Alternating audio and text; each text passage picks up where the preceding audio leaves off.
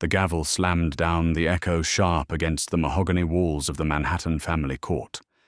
Kevin adjusted his tailored Tom Ford tie, a condescending smirk playing on his lips as he looked across the aisle at the woman he had spent 5 years calling his wife. To him, Leora was just a financially dependent artist he was about to leave penniless. He had the judge, he had the high-priced lawyers, and he had his shiny new mistress sitting in the gallery. But as Leora's attorney calmly handed over a single beige folder, Kevin didn't realize he wasn't destroying her life. He was about to watch his own burn to the ground. For 5 years, Leora and Kevin Sterling were the picture-perfect Manhattan couple, at least from the outside looking in. Kevin was a rising star in corporate litigation at the prestigious firm of Harrison, Reed and Caldwell. He was ambitious cutthroat and possessed the kind of sharp, calculating charm that made him a favorite among the firm's billionaire clientele. He was also fiercely proud of his self-made status, frequently reminding anyone who would listen that he had clawed his way up from a middle-class suburb in Ohio to a corner office overlooking Central Park. Leora, a stunning black woman, with a quiet grace and an effortless warmth, seemed to be his complete opposite. She ran a quaint, moderately successful independent bookstore in Brooklyn called the Dusty Spine. She wore thrifted vintage sweaters, drove a practical 2018 Honda Civic, and never asked Kevin for a dime. To Kevin, Leora was his grounding mechanism. She was the sweet, unassuming wife who made him look like a well-rounded family man. But beneath his polished exterior, Kevin harbored a deeply ingrained superiority complex. He viewed his corporate battles as real work, and Leora's bookstore as a cute little hobby that barely kept the lights on. He paid the mortgage on their sleek Upper East Side apartment. He paid for the vacations to St. Bart's.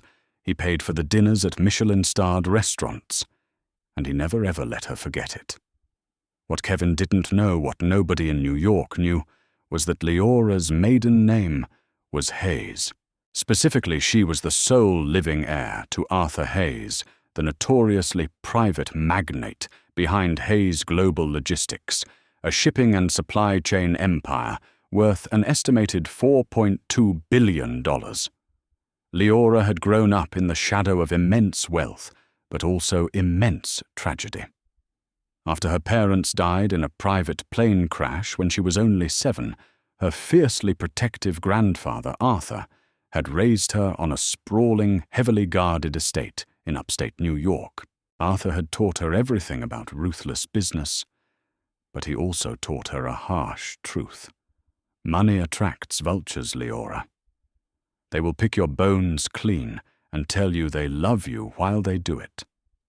When Arthur passed away quietly during Leora's senior year of college, she inherited everything through an ironclad anonymous trust managed by a team of Swiss and Delaware-based financial guardians. Terrified of being loved only for her net worth, Leora made a radical decision. She locked the billions away, gave herself a modest monthly stipend, and moved to New York City to live as an ordinary woman. When she met Kevin at a charity gala, she was volunteering at the coat check. He was networking with the donors. She thought she had found a man who wanted her, not her portfolio. For a while he did. But as Kevin's career skyrocketed, his ego inflated to suffocating proportions. The microaggressions started small, a sigh when she couldn't attend a last-minute corporate dinner because she had inventory to do. A condescending pat on the head when she mentioned a good sales week at the bookstore. "That's cute, babe," he would say, sipping his scotch. "But my year-end bonus is going to be triple your store's annual revenue. Why don't you just close it down and focus on decorating the house?" Leora endured it, believing it was just the stress of his job. Until the night of the firm's annual winter gala, Kevin had left his phone unlocked on the kitchen island while he showered. Leora was wiping down the granite countertops when the screen illuminated with a message. She didn't mean to look, but the preview text was impossible to ignore. Sarah Jenkins, can't wait to see you tonight. The apartment is perfect. Thank you, Daddy. Sarah Jenkins was a 25-year-old junior associate at Kevin's firm. Blonde, aggressively ambitious, and notoriously flirtatious. Leora's blood ran cold. She didn't scream. She didn't throw plates. The granddaughter of Arthur Hayes didn't throw tantrums. She gathered intelligence. Over the next 3 weeks, Leora turned into a ghost in her own home. She installed a hidden keystroke logger on Kevin's home laptop. She hired an elite private investigator out of Chicago, far away from Kevin's New York connections, named David Caldwell. What David found made Leora physically sick. Kevin wasn't just sleeping with Sarah. He had signed a 3-year lease on a $12,000 a month penthouse in Tribeca for her. Worse, the keystroke logger revealed frantic emails between Kevin and a shady offshore accountant in the Cayman Islands. Anticipating a future divorce, Kevin was systematically siphoning his high-dollar bonuses and stock options into dummy shell companies to hide his assets from Leora, leaving only his base salary in their joint accounts. He was plotting to leave her, and he was making sure she would walk away with absolutely nothing. One evening, Leora sat in her dimly lit Brooklyn bookstore long after closing time. She stared at the thick dossier David Caldwell had handed her. Her heart, which had been breaking for weeks, finally hardened into a cold, unbreakable diamond. Kevin thought she was a dependent, a charity case he was about to discard. She picked up her phone and dialed a number she hadn't called in 5 years. "This is the Hayes Trust," a crisp British voice answered on the first ring. "This is Leora," she said, her voice steady. "I need to speak to the board. It's time to unlock the accounts." The inevitable explosion happened on a rainy Tuesday evening. Kevin walked into their apartment, his suit impeccably tailored, carrying a sleek leather briefcase. He didn't greet Leora. Instead, he dropped a thick manila envelope onto the glass dining table. "Sit down, Leora," he commanded, loosening his tie with a heavy sigh that suggested he was the victim of some great tragedy. Leora, wearing a simple grey cardigan, walked over and looked at the envelope. "What is this, Kevin?" "It's over," he said flatly, his voice devoid of any warmth or regret. "I'm filing for divorce. I've outgrown this marriage, Leora. I'm moving into a different stratosphere of my career. And frankly, you don't fit into that world. You're content selling used paperbacks. I need someone who understands ambition." Leora felt a flare of pure rage, but she kept her face carefully blank. "Are you seeing someone else?" she asked, playing the role of the blind-sided, heartbroken wife to perfection. Kevin scoffed, looking away. "Don't be dramatic. This is about us. Or rather, the lack of us. Now, I've had my lawyers draft up a very generous settlement. Given that we didn't sign a prenuptial agreement, New York is an equitable distribution state. However, seeing as I have been the sole financial provider for 5 years, and your little bookstore actually operates at a net loss if you factor in the rent I subsidize," he leaned forward, placing his hands on the table, a cruel smirk on his face. "You're walking away with the Honda, the inventory of your store, and a one-time alimony buyout of $50,000. It's more than fair. It'll give you enough time to find a cheap apartment in Queens." $50,000 to a man who had just hidden $4 million in offshore accounts. Leora let a single tear slip down her cheek. "Kevin, please. Where am I going to live? I can't afford a lawyer to fight this." Kevin's eyes gleamed with triumph.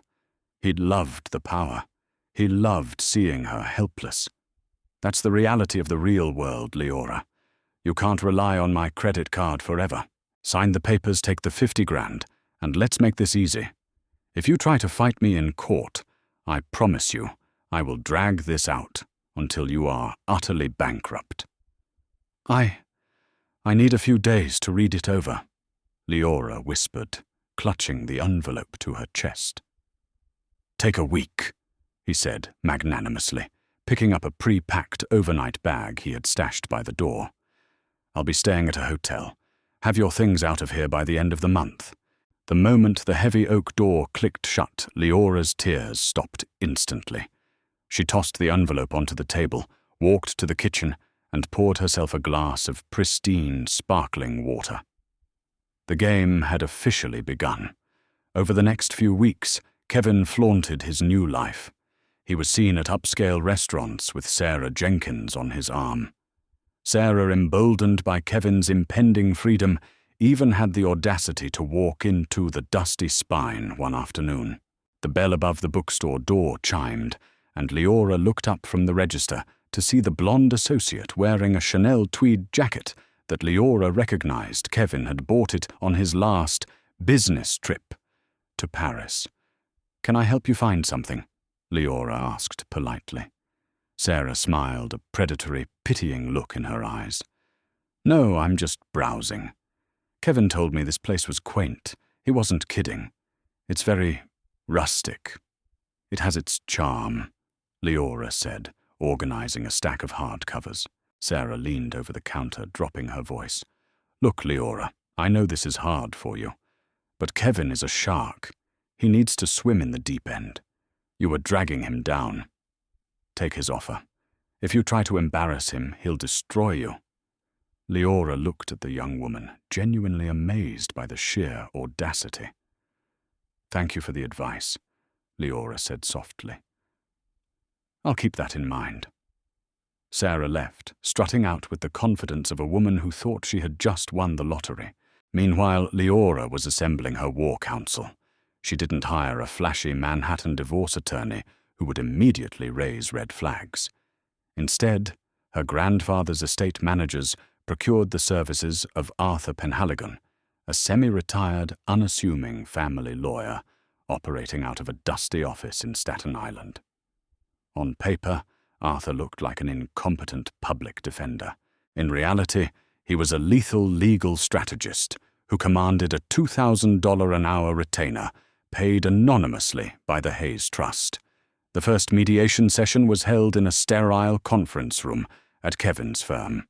Kevin sat at the head of the table, flanked by his uncle William Sterling, a famously aggressive partner at the firm, who was handling the divorce as a favor. Leora walked in, wearing a plain, off-the-rack navy dress, carrying a worn tote bag. She looked pale and exhausted.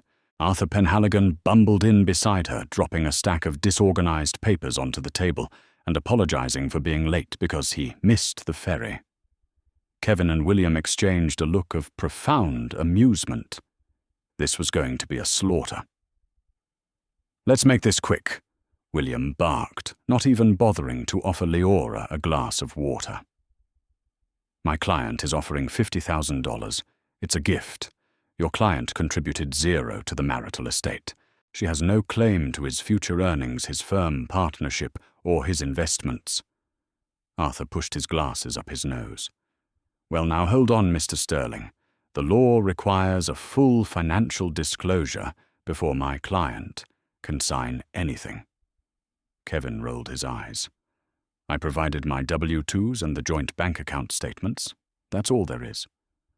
"Are you stating on the record that you have no other assets?" Arthur asked, his voice shaking slightly, playing the nervous old man perfectly. "No hidden accounts. No offshore holdings." Kevin leaned forward, his voice dripping with venom. "I'm a respected officer of the court. What I have provided is the totality of my wealth. If Leora wants to spend the next 2 years chasing imaginary money, she can, but I will cut the $50,000 offer to $0. Leora looked down at her hands, trembling slightly. I just want to see the official disclosures under oath, Kevin. Please. Kevin threw his hands up. Fine. Set up a deposition. Let's do it on the record. I will swear up and down that I am practically broke outside of my salary. Let's see how much of your miserable savings you want to blow on hourly legal fees for a deposition. As they left the room, Kevin bumped Leora's shoulder. You're making a mistake, Leora. You're too stupid to know when you're beaten. Leora didn't look back. She just smiled. He had just demanded to be put under oath. The trap was set. The deposition took place 2 weeks later, in a rented, windowless room in Lower Manhattan. The air was thick with tension and the smell of stale coffee. A court reporter sat silently in the corner, her fingers poised over the stenograph machine. Kevin sat across the table, exuding an aura of absolute boredom. He was dressed in a charcoal pinstripe suit, checking his Rolex every few minutes to loudly signal how much of his valuable time was being wasted. His Uncle William sat beside him, casually scrolling through his phone. Leora sat quietly next to Arthur, her hands folded neatly in her lap. Arthur adjusted his microphone, fumbling with his notes. All right, let's begin. State your name for the record. Kevin James Sterling. Kevin sighed. For the first hour, Arthur asked mundane, seemingly pointless questions about Kevin's living expenses, his grocery bills, and his car payments. Kevin answered with dripping sarcasm, looking at Leora occasionally with a smirk, as if to say, "This is what you're paying for." Then Arthur shifted his papers. The bumbling, confused demeanor vanished, replaced by a sudden, icy sharpness that made William look up from his phone. "Mr. Sterling," Arthur said, his voice dropping an octave. "You stated in your sworn financial affidavit that your net worth, excluding the marital home, is approximately $400,000. Is that correct?" "Yes," Kevin said confidently. "And you have sworn, under the penalty of perjury, that you do not hold any assets, cash or equities, outside of the United States." "I have." Arthur pulled a single sheet of paper from his chaotic pile. He slid it across the table. "Could you please identify Plaintiff's Exhibit A?" Kevin picked up the paper. His arrogant expression froze.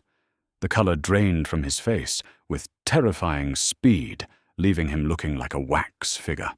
It was a wire transfer receipt. Dated 3 months ago.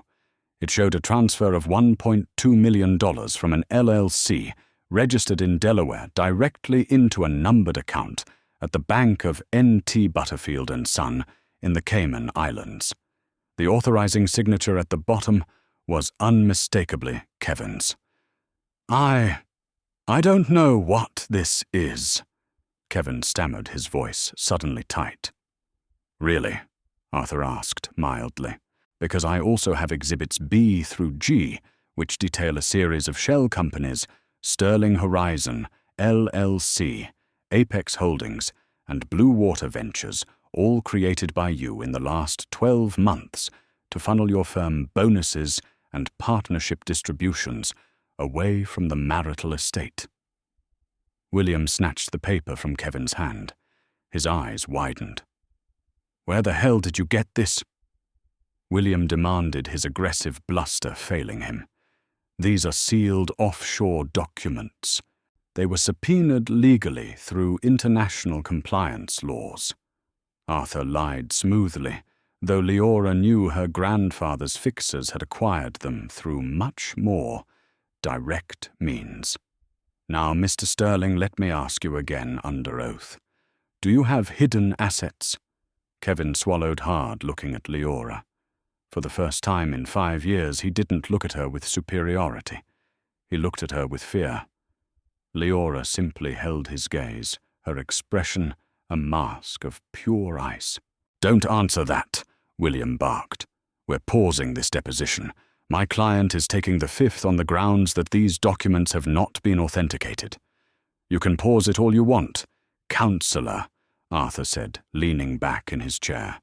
But perjury in family court regarding assets exceeding $1 million is a felony in the state of New York. I have already forwarded these documents to the IRS Criminal Investigation Division. You did what? Kevin shouted, leaping out of his chair. Sit down, Kevin, Leora said. It was the first time she had spoken all day. Her voice wasn't loud, but it cut through the room like a whip. It held a commanding, authoritative tone that Kevin had never heard from her before. He slowly sank back into his chair, staring at her, as if she were a stranger. You thought I was stupid, Leora said, calmly, leaning across the table. You thought because I didn't care about your money, I didn't understand how it worked.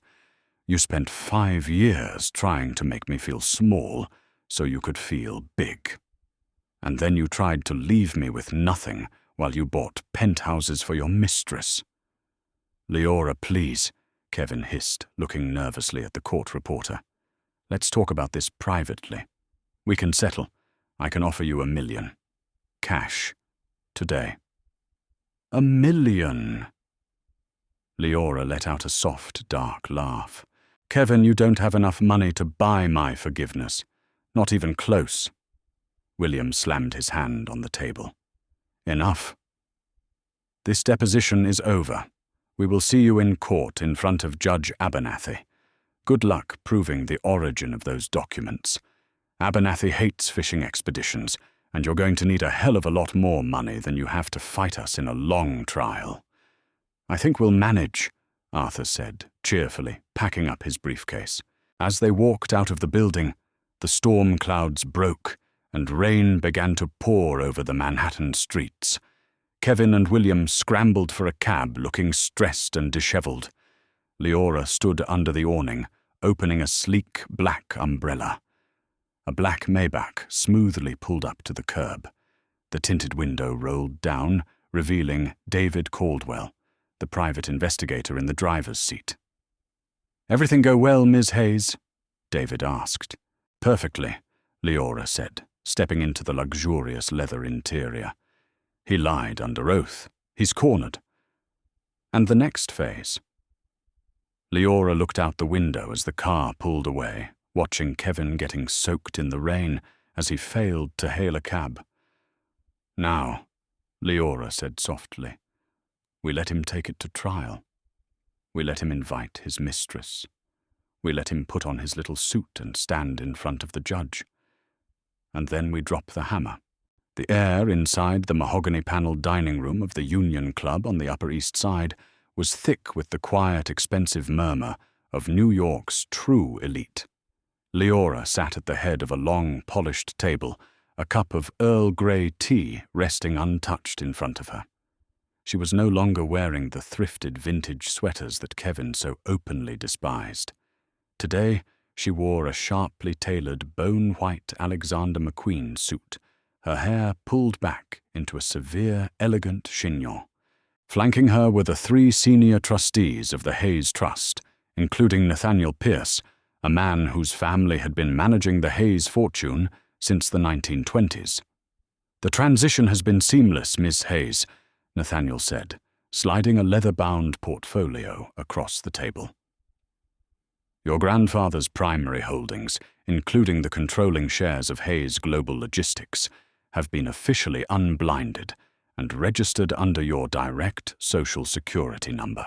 You are now on public record one of the wealthiest private individuals on the Eastern Seaboard.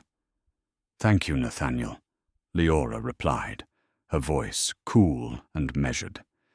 She opened the portfolio, glancing at the astronomical figures that she had spent 5 years running from. And what about our legal representation regarding corporate matters? Nathaniel allowed a rare, thin smile to touch his lips. As requested, I initiated a thorough review of our external counsel. For the past decade, Hayes Global has retained the firm of Harrison, Reed and Caldwell for all international maritime and supply chain litigation. We are by a very wide margin their largest corporate client. Our retainers and billable hours account for roughly 32% of their annual gross revenue. Leora closed the portfolio. And Kevin Sterling, a junior partner. Nathaniel confirmed. He handles some of our overflow work, mostly minor contractual disputes in the Midwest distribution centers. He has no idea who you are. To him you are just Leora. He has never been privy to the executive structures of the Hayes Trust. Perfect, Leora murmured. Let's keep it that way until the trial. But Nathaniel draft a termination of services notice for Harrison, Reed, and Caldwell.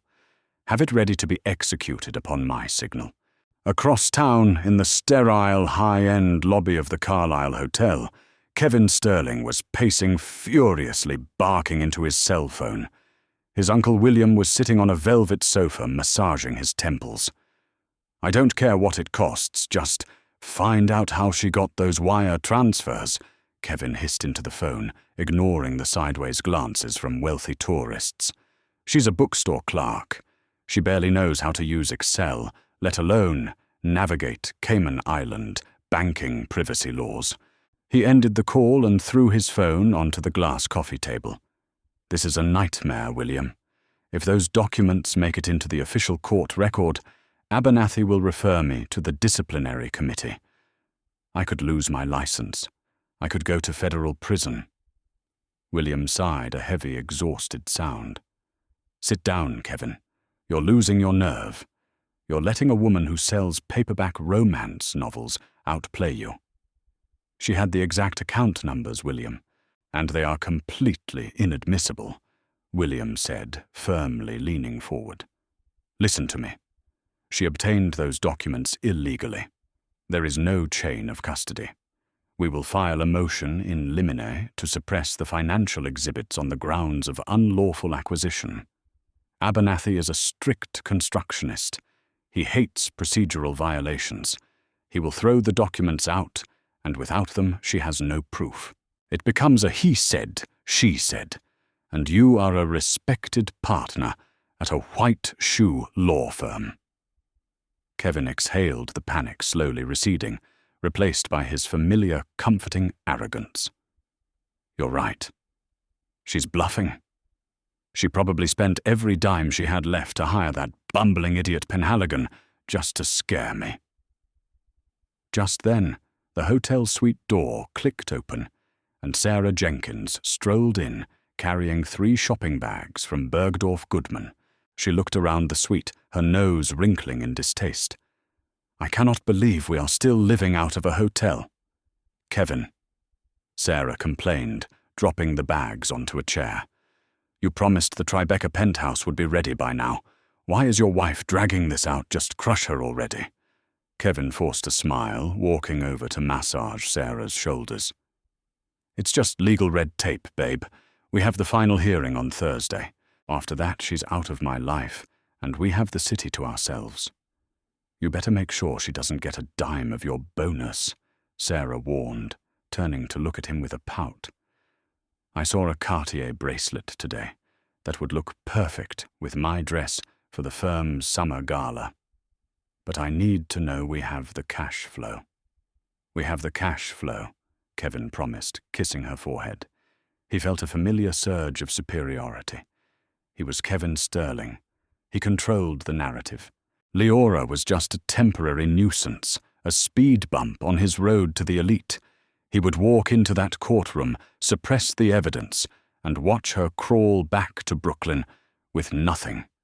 He had absolutely no idea that the guillotine had already been raised. Thursday morning arrived with a biting, unseasonable chill. The Manhattan family court was a labyrinth of echoing hallways, fluorescent lights, and the palpable anxiety of shattered marriages. Inside courtroom 4B, the atmosphere was uniquely tense. Judge Thomas Abernathy, a man in his late 60s with a reputation for merciless efficiency and a zero-tolerance policy for legal theatrics, sat behind the elevated bench. He peered over his reading glasses, shuffling through the preliminary filings. Kevin sat at the petitioner's table, looking every inch the victorious conqueror. He wore a bespoke navy suit that cost more than Leora's bookstore made in a month. Beside him, William sat with a stack of heavily indexed legal binders, projecting an aura of impenetrable legal defense. In the gallery exactly 2 rows behind, Kevin sat Sarah Jenkins. She wore a tailored crimson dress, a deliberate flashing beacon of Kevin's new life, practically daring Leora to look at her. Leora sat at the respondent's table.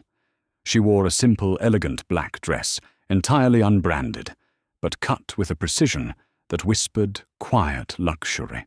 She stared straight ahead, completely ignoring Kevin's smug glances and Sarah's theatrical whispers.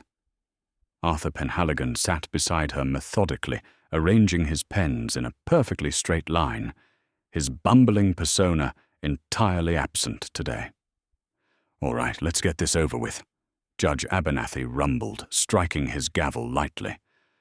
"Matter of Sterling versus Sterling. Before we begin the distribution of marital assets, I have a motion pending from the petitioner to suppress Exhibits A through G, submitted by the respondent during deposition." William stood up, buttoning his suit jacket. "Yes, Your Honor. The respondent has attempted to introduce banking documents that were obtained outside the scope of legal discovery without subpoenas and completely lacking a verifiable chain of custody. They are essentially stolen property, and my client vehemently denies their authenticity." Judge Abernathy looked over at Arthur. "Mr. Penhaligon, do you have a certified paper trail for these offshore documents?" Arthur stood up slowly. "Your Honor, while we maintain the documents are entirely factual, we acknowledge that the method of their acquisition bypasses standard discovery protocols." Kevin let out a sharp, victorious exhale. He glanced back at Sarah, flashing her a quick, triumphant wink. It was working perfectly. "Therefore," Arthur continued smoothly, "we are withdrawing Exhibits A through G. We will not be submitting the offshore accounts into evidence today." William almost choked on his own breath, quickly hiding his shock behind a cough. He had prepared a 3-hour argument to fight those documents, and Arthur had simply yielded. Kevin's grin widened. It was over. She had surrendered. "Very well," Judge Abernathy said, striking his pen on the ledger. "Motion to suppress is moot as the exhibits are withdrawn. Now let us proceed to the equitable distribution. Mr. Sterling, you are claiming that the marital estate is entirely the result of your financial contributions, and you are offering a lump sum buyout of $50,000 to the respondent. Is that correct?" Kevin stood up, projecting his best courtroom voice. "That is correct, Your Honor. For 5 years I have been the sole breadwinner of this marriage. I paid the mortgage, I paid the utilities, and I funded my wife's hobby business. Leora contributed absolutely zero financial capital to our lives. She is a dependent in every sense of the word. I am simply asking the court to recognize my hard work and allow me to retain the assets I built." "Mr. Penhaligon," the judge prompted, "does your client contest this characterization?" "Oh, we contest it quite vigorously, Your Honor," Arthur said, stepping out from behind the table. "In fact, my client is perfectly willing to agree to an equitable split of the marital assets, a 50-50 division of all properties, accounts, and holdings acquired or grown during the 5 years of marriage, as is customary under New York law." Kevin let out a harsh, echoing laugh. 50-50 half of my savings, Your Honor. She brought nothing into this marriage, and she has hidden absolutely nothing, because she has nothing to hide.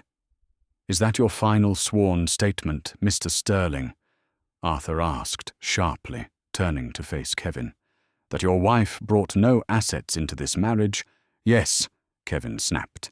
"She drove a used Honda and sold dusty books. She is financially destitute." Arthur turned back to the judge. "Your Honor, New York domestic relations law mandates that both parties submit a true and accurate statement of net worth.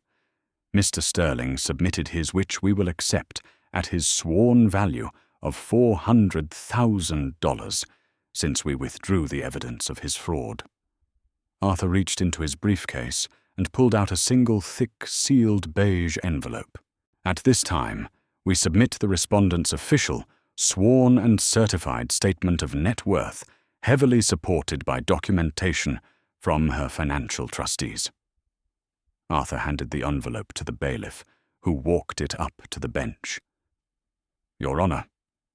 Arthur continued, his voice echoing in the dead, silent courtroom. My client, Leora Hayes Sterling, did not take her husband's name out of tradition. She did it for privacy. Her maiden name is Hayes, as in Arthur Hayes, as in Hayes Global Logistics. The silence in the courtroom suddenly became suffocating. Kevin froze his eyes, darting between Leora, Arthur, and the judge. William's face drained of all color, his jaw dropping slightly as the name Hayes Global registered in his corporate lawyer brain. Judge Abernathy broke the seal on the envelope. He pulled out the thick stack of papers. He adjusted his glasses, reading the first page. Then the judge blinked. He took his glasses off, wiped them with a cloth from his pocket, put them back on, and read the page again. The strict, unreadable facade of Judge Abernathy cracked. He looked up, his eyes wide, staring directly at Leora. Mr. Penhaligon. Judge Abernathy said, his voice unusually quiet. Are these figures? Is this a typographical error? No, Your Honor. Arthur replied, a hint of steel in his voice. The decimals are precisely where they belong. The respondent's certified net worth, held in a generation-skipping trust that vested upon her grandfather's death prior to this marriage, is $4.2 billion. During the 5 years of their marriage, the passive interest and growth of her portfolio generated approximately $300 million in liquid capital. Kevin gripped the edge of the petitioner's table so hard his knuckles turned white. The blood roared in his ears. Billion, with a B, under New York law, Arthur said, turning to look directly at Kevin's pale, horrified face. The appreciation of separate property during a marriage can be considered marital property if the non-titled spouse contributed to it. But since Mr. Sterling just swore on the record that he contributed absolutely nothing to her endeavors and that he operated entirely independently, he has waived any claim to the growth of her assets. William shot out of his chair, sputtering. Objection, Your Honor. This is an ambush. We demand time to review this fabrication. It is not a fabrication, Counselor, Judge Abernathy snapped, holding up a certified bank letter bearing the seal of the Federal Reserve. This is a sworn, authenticated document backed by one of the largest financial institutions on the planet. Arthur smiled, a cold, terrifying expression. Furthermore, Your Honor, my client has one additional piece of business. As she mentioned, she is the sole owner of Hayes Global Logistics. Arthur pulled out a single sheet of paper. This is a termination of services contract. Effective as of 9 a.m. this morning, Hayes Global Logistics has officially fired the law firm of Harrison Reed and Caldwell. My client has pulled 32% of their annual revenue effective immediately. In the gallery, Sarah Jenkins let out a small, audible gasp. Her hands flew to her mouth. Kevin collapsed into his chair, the breath knocked out of him, as if he had been physically struck. The firm was going to lose its biggest client. The partners would demand blood. And when they found out that Kevin's divorce was the reason they lost a $1 billion account, he wouldn't just be fired. He would be blacklisted from every major law firm in the country. You, Kevin stammered, staring at Leora as if she were a ghost. You let me pay the mortgage. You let me buy your dinners. Leora finally stood up. She looked down at him, her expression completely devoid of pity. You demanded to pay, Kevin, Leora said softly, though the acoustics of the courtroom carried her voice to every corner. You needed to feel superior. You needed me to be small so you could feel massive. I was perfectly content living a quiet life with you, but you wanted to play games with money. She leaned forward, resting her hands on the table. You wanted a ruthless corporate shark, Kevin. Congratulations, you just divorced one. The fallout was not merely a scandal, it was a corporate execution. Less than 48 hours after the courtroom revelation, Kevin Sterling walked into the glass and steel skyscraper housing Harrison Reed and Caldwell. The atmosphere, usually buzzing with the arrogant energy of high-powered attorneys, was dead silent as he stepped off the elevator. Associates refused to meet his eye. Paralegals whispered in hushed, frantic tones. Before Kevin could even reach his office, a stern-faced security guard intercepted him, redirecting him to the top floor, the corner office of Charles Reed, the senior managing partner. When Kevin entered the room, felt like a freezer. Charles Reed, a terrifyingly composed man in his 70s who had built the firm from the ground up, stood by the window overlooking Wall Street. Sitting rigid on a leather sofa was Kevin's uncle William. William refused to look at him. "Charles, I can explain." Kevin started, his voice cracking slightly. The slick confidence of the courtroom shark entirely evaporated. "Shut your mouth." Charles said, his voice a lethal whisper that commanded absolute silence. He turned around, his eyes blazing with a fury that made Kevin physically step back. 32%, Kevin. Hayes Global Logistics was the bedrock of our maritime litigation department. They paid for this building. They paid for your exorbitant bonuses. And at 9:15 on Thursday morning, their board of directors served us with a total termination of all legal contracts, citing a catastrophic breach of ethical character by a named partner. "It's a personal dispute," Kevin pleaded, looking desperately at his uncle. "William, tell him she's just angry about the divorce. I can fix this. I can talk to her." "You have no idea who you're dealing with, do you?"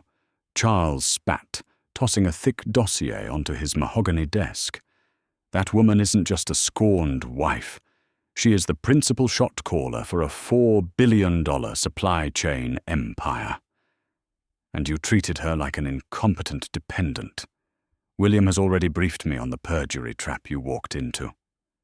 "William," Kevin gasped, betrayal stinging his chest. William finally looked up, his expression cold and self-serving. "I have to protect the firm, Kevin. I told Charles about the offshore accounts in the Cayman Islands.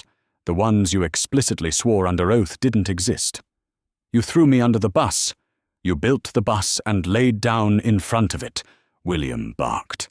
"Judge Abernathy has already filed a formal complaint with the New York State Bar Association. You committed perjury in his courtroom.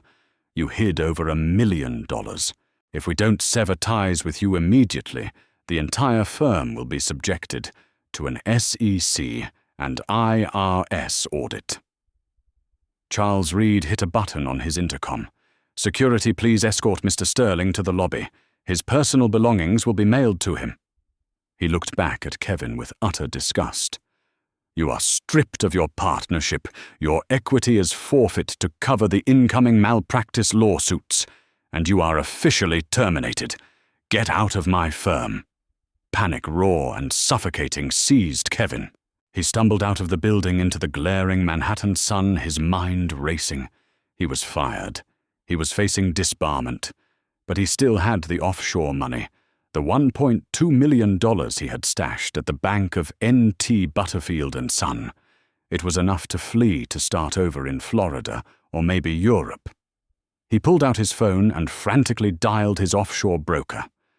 "I need to liquidate the Apex Holdings account," Kevin demanded the moment the line connected.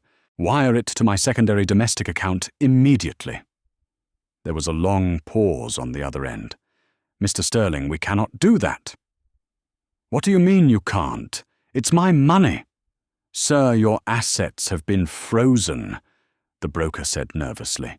"We received an international injunction this morning.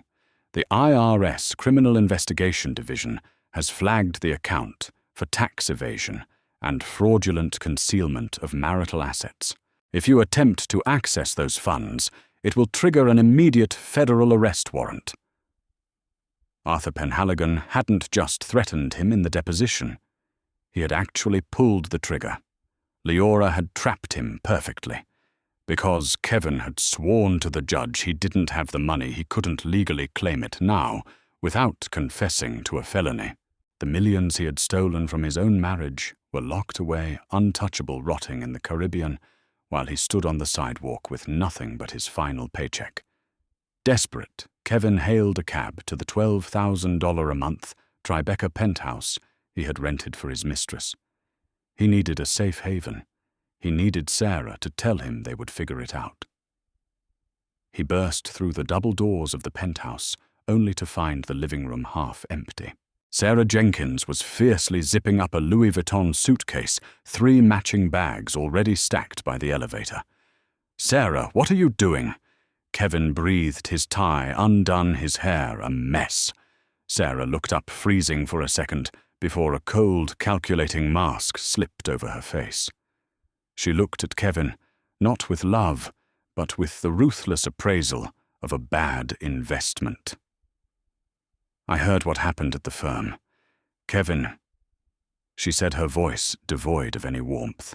"Charles Reed is going on a warpath. He's looking to fire anyone associated with you to appease the Hayes Trust. I had to beg for my job." "Sarah, please." Kevin practically begged, walking toward her. "I'm going to fight this. We can still be together. I just need some time to sort out the legal." "With what money?" she snapped, stepping away from him. "Your accounts are frozen. You're getting disbarred. The lease on this apartment is in your name, and rent is due in 4 days. You're broke, Kevin. You're leaving me, after everything I did for you." Sarah dragged her suitcase toward the elevator and pressed the button. She looked him up and down, echoing the exact cruelty Kevin had shown Leora for 5 years. "I'm a rising associate in a cutthroat city, Kevin. I need someone who understands ambition. You're a liability. Find a cheap apartment in Queens." The elevator doors closed, leaving Kevin standing alone in an empty, echoing penthouse he could no longer afford. 6 months later, the dust had finally settled, but the wreckage of Kevin Sterling's life was still smoldering. The Manhattan family court, usually a chaotic theater of domestic warfare, was eerily quiet on this bleak October morning. Outside, a miserable freezing rain lashed against the high windows, but inside courtroom 4B, the atmosphere was even colder. The media spectacle over the past half-year had been immense and merciless. The tabloids had relentlessly covered the staggering downfall of the arrogant corporate shark and the shocking reveal of the billionaire heiress who had been hiding in plain sight behind the counter of a Brooklyn bookstore. Kevin sat at the petitioner's table, looking at least 15 years older than the man who had confidently swaggered into this same room just months prior. The bespoke $5,000 Tom Ford suits were gone, seized by creditors. In their place, he wore a slightly baggy off-the-rack polyester blend jacket that smelled faintly of public transit and stale coffee. His eyes were hollow, deeply sunken, and ringed with dark, bruised-looking circles of chronic insomnia. His reality had become a waking nightmare. He had been officially and permanently suspended by the New York State Bar Association, pending an ongoing aggressive criminal review by the IRS Criminal Investigation Division. To pay for his meager legal defense, he was currently working under an assumed middle name as a low-level paralegal at a depressing fluorescent-lit strip mall law firm in New Jersey. His daily commute involved 2 buses and a crowded, unreliable train, taking up over 4 hours of his day. Across the aisle, Leora sat at the respondent's table. The contrast was nothing short of cinematic. She didn't look vindictive. She looked perfectly, entirely at peace. She exuded a quiet, absolute, and terrifying power. She wasn't wearing an aggressively expensive branded suit today to rub it in his face.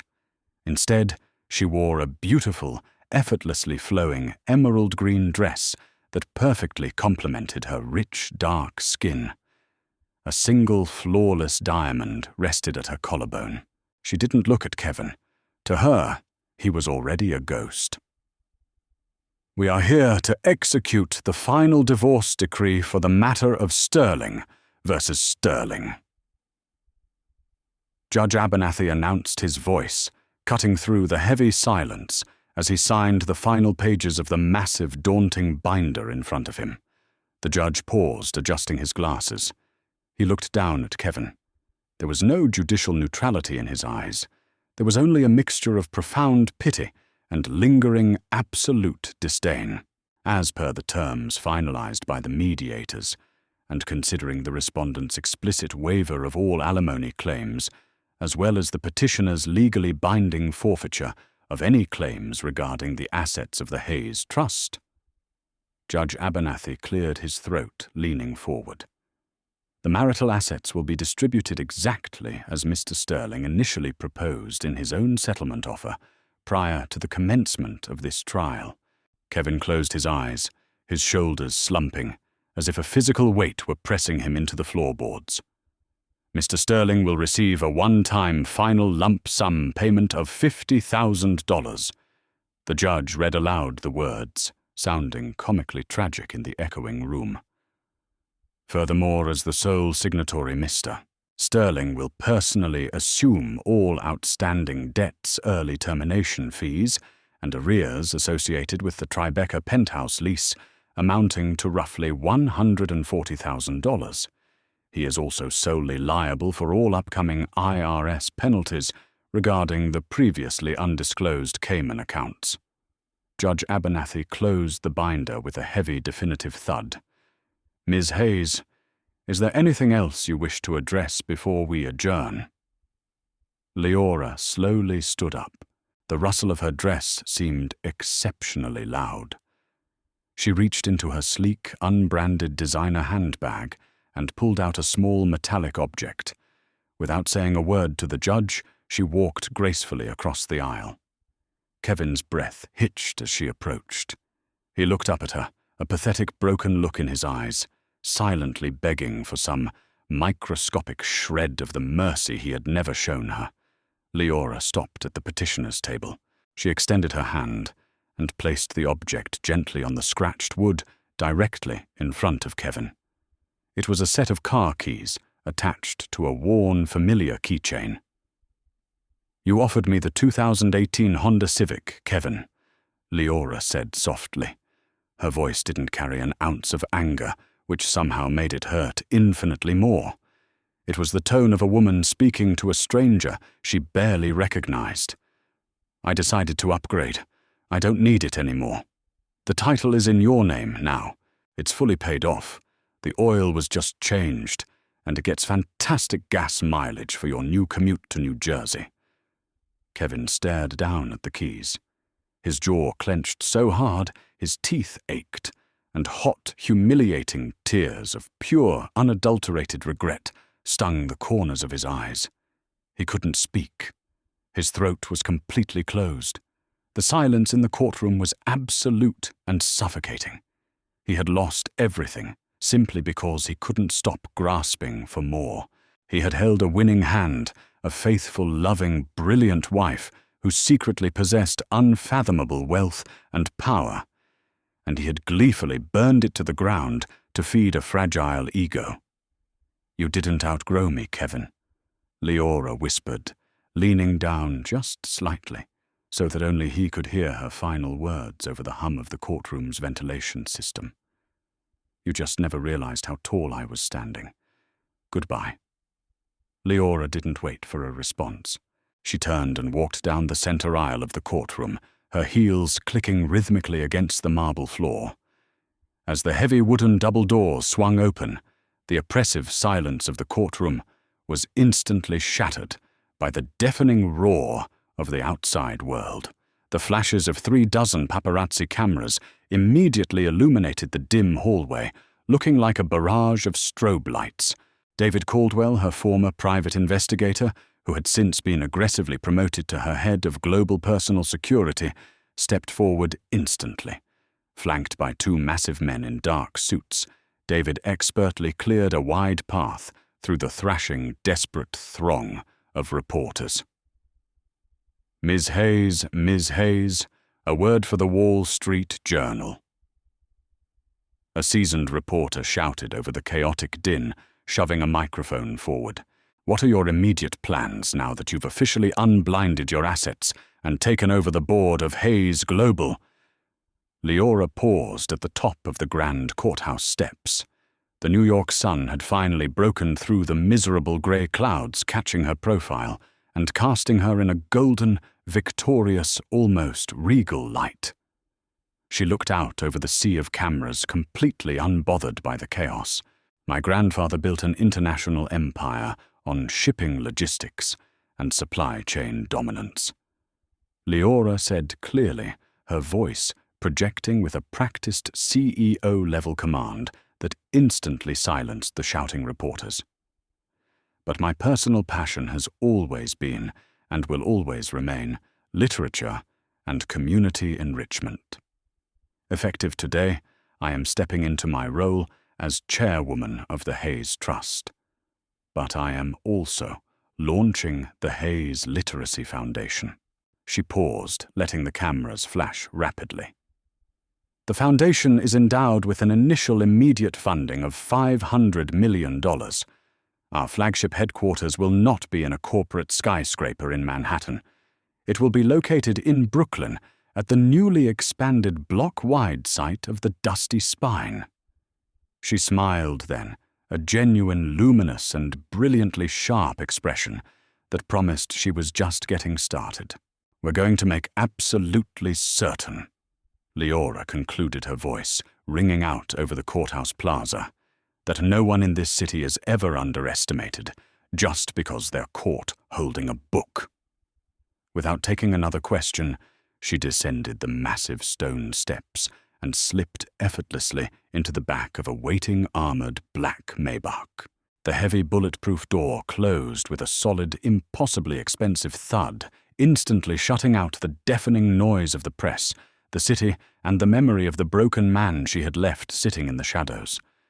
As the luxury car pulled away from the curb, merging seamlessly into the chaotic flow of Manhattan traffic, Leora opened her laptop. She didn't look back at the courthouse. The game was finally over, but her real life had just begun.